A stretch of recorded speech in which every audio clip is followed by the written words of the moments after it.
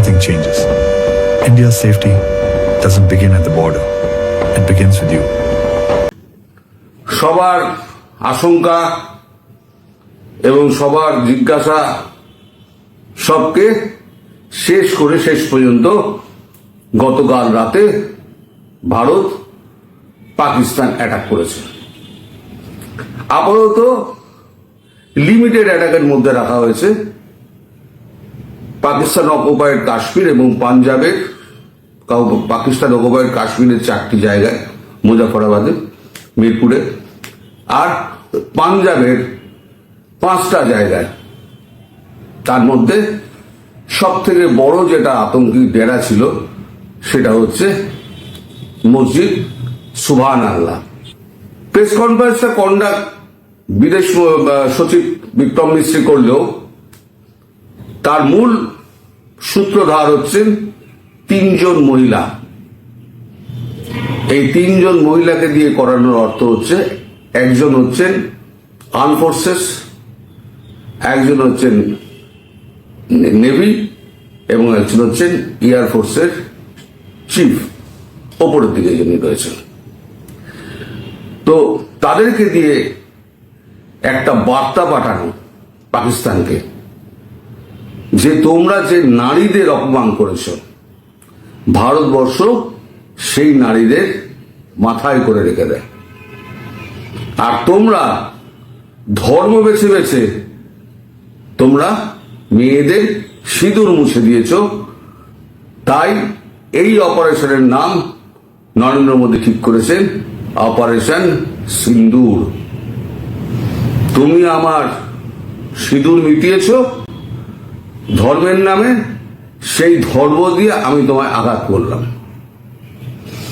এবার পাকিস্তান এটা আন্দাজ করতে পারেনি যে এইভাবে একেবারে 200 কিলোমিটার 200 কিলোমিটার ভেতরে ঢুকে এইভাবে পাঞ্জাবের ভেতরে হামলা করবে। পাকিস্তান ভেবেছিল যে আমাদের যে সমস্ত এগুলো রয়েছে, ইনস্টলেশন গুলো রয়েছে বর্ডারের কাছে সন্ত্রাসবাদীদের, সেখান থেকে তাদেরকে সরিয়ে দাও, সরিয়ে দিয়ে মেন জায়গাগুলো রাখো। যে মেন জায়গাগুলো রাখা হয়েছিল সেই 9টা জায়গায় উড়িয়ে দেওয়া হয়েছে। এবং এই যে মসজিদ সুবহান আল্লাহ, এই মসজিদ সুবহান আল্লাহতে সমস্ত ধর্মের পাঠ পড়ানো হতো এবং 72 হুরের স্বপ্ন এখানে দেখানো হতো। এটা ইন্টেলিজেন্সের খবর। এখন যে সমস্ত ছবি এগুলো দেখুন আপনারা, যে সমস্ত ছবি উঠে আসছে তাতে বোঝা যাচ্ছে যে একেবারে ধ্বংসাত্মক মিসাইল ব্যবহার করা হয়েছে। এখন পাকিস্তান কি করবে? পাকিস্তানের এখন যে অবস্থা, ভারত এমন জায়গায় পাকিস্তানকে নিয়ে গিয়েছে, পাকিস্তানের রিটালিয়েট করা ছাড়া কোনো উপায় নেই। কারণ ওদিকে সিন্ধে গন্ডগোল, ওদিকে বালুচিস্তানের গন্ডগোল, আফগানিস্তানের গন্ডগোল, দেশের মধ্যে জেনারেল আসিম মুনির তার তক্তা নড়বড়ে হয়ে গেছে।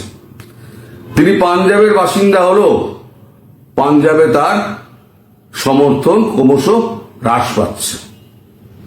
এই অবস্থায় তিনি একটা মিটিংয়ে বলেছিলেন হিন্দু মুসলমান আমরা একসঙ্গে থাকতে পারি না। 1947 সালে যে দেশভাগ হয়েছিল ধর্মের ভিত্তিতে, সেটা ঠিক আছে। তিনি 18 তারিখ ওই প্রেস কনফারেন্স করেছিলেন, 22 এপ্রিল 18 এপ্রিল প্রেস কনফারেন্স করেছিলেন, 22 এপ্রিল পহেলগাঁও অ্যাটাক হয়। মোদীজি একটা দিয়েছিলেন, ইঙ্গিত দিয়েছিলেন যে 13 মধ্যে কিন্তু কাজ হবে, যা হবে। আজকে দেখুন ঠিক 13 দিন, কাল রাত্রিবেলা হচ্ছে 12 দিন থেকে পেরিয়ে 13 দিন। কাল রাত্রি 12টার পর থেকে 1:30টা অবধি এই সমস্ত কর্মকাণ্ড হয়েছে। এবার পাকিস্তানের ব্যাপার যেটা বলছিলেন, পাকিস্তান এখন পুরো কোণঠাসা হয়ে গিয়েছে। আসিফ মুনিরের এখন পালানোর পথ নেই। আসিফ মুনির যদি এখন চুপচাপ বসে থাকেন তাহলে দেশের মানুষ প্রশ্ন করবে যে বাজেটের 50% টাকা যে তোমরা সেনাবাহিনীর পেছনে খরচা করো, তাহলে সেই 50% টাকা আমরা দেবো কেন? আর এত বড় সেনাবাহিনী পুষে লাভ কি? আমার ঘরে ঢুকে যখন বেড়ে চলে যাচ্ছে ভারত। ফলে পাকিস্তানকে রিটালিয়েট করতে হবে। এখন পাকিস্তান যদি রিটালিয়েট করে তাহলে পরে কোন কোন জায়গায় করতে পারে? আমাদের এখানে তো কোনো সন্ত্রাসবাদী নেই, তাহলে তাকে করতে হবে কোথায়? হয় জনবহুল এলাকাতে, আর না হলে পরে কোনো ইনস্টলেশনে। আর সেটা করা মানে Bharat full fledged war declare করে দেবে। ভারত এটাই চাইছে, তুমি আক্রমণ করো, তুমি আক্রমণ করে আমার দেশের কিছু সম্পত্তি তুমি ধ্বংস করো, কিছু প্রাণনাশ তুমি যদি করতে পারো করো। আর যদি তুমি ওই নিউক্লিয়ার দেখাচ্ছ না, সেই নিউক্লিয়ারের ভয় পাকিস্তান আর দেখাবে না। এই হামলার পর অন্তত পাকিস্তানের মুখ খুলেছে, পাকিস্তান অন্তত আর নিউক্লিয়ার নিয়ে আর কোনো কথা বলবে না। যদিও বা ধরে নি নিউক্লিয়ার মারলো, তর্কের খাতিরে ধরে নিচ্ছি, কারণ সেটা কখনো বিশ্ব মারতে দেবে না। সারা বিশ্বকে যুদ্ধ লাগলে, আমি আগেও বলেছি এখনো বলছি, যেই যুদ্ধ লাগবে সেই আমেরিকান ফোর্স এবং ব্রিটেন এসে সমস্ত নিউক্লিয়ারের দখল দিয়ে নেবে। এবার এখান থেকে পুরো ইনস্টলেশন তুলে নিয়ে গিয়ে তারা সৌদি আরবে বসিয়ে দেবে। ফলে পাকিস্তানের এখন যে অবস্থা, পাকিস্তান ওদিক দিয়ে মার খাচ্ছে। বালুচিস্তান তো পুরো একদম এখন তো ফাঁকা হয়ে গেছে, বালুচিস্তান পুরো ফোর্স এদিকে চলে এসছে। বালুচিস্তান পুরো স্বাধীন হয়ে যাবে, বাকিটা মেরে পুরো পাট করে দেবে। যেটুকু আছে হয়তো 10% 15% হয়তো পাকিস্তানের হাতে রয়েছে, ওটুকু নিয়ে নেবে, নিয়ে ওরা স্বাধীন রাষ্ট্র ঘোষণা করে দেবে। সেটাও কিন্তু ভারত পেছন দিক দিয়ে করাচ্ছে। আমরা গিলগিট বালতিস্তান, সেখানে বিদ্রোহ, সিম প্রদেশে সেখানে বিদ্রোহ, ভারত এদিক দিয়ে মারছে, পাকিস্তান যাবে কোথায়? আমি বলেছিলাম পাঞ্জাবকে জ্বালিয়ে পুড়িয়ে ছাড়খাড় করে দেবে। যত হচ্ছে গিয়ে এই পাঞ্জাবে রয়েছে বহু লোক, আমার ভিডিওতে আমি যখন লিখেছিলাম যে we are in a state of war, তখন অনেকে আমাকে মস্করা করেছিল, বা কালকের ভিডিওতেও আছে কমেন্টে, যুদ্ধ কোনোদিনই হবে না, মোদির সেই সাহস নেই। নরেন্দ্র মোদীকে আপনারা চেনেন না, উনি যে মুখ দিয়ে বলে দিয়েছেন 13 আগে আমি এই অপারেশন আমি করব, এই শিক্ষা আমি সমুচিত জবাব দেব, এবং সেটা হবে কল্পনার অতীত। এইটা যেটা হয়েছে না, এটা শুধু উস্কানোর জন্য। এইবারে যেটা হবে সেটা কল্পনার অতীত।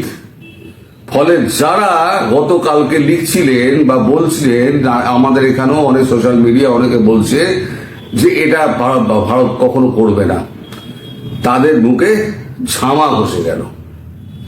এবং এবার অপেক্ষা করুন বড় ঘটনার জন্য। এইবার টের পাবে পাকিস্তান যে ভারতবর্ষ ছেড়ে কথা বলে না। মানে Pakistan have to pay price, সোজা কথা।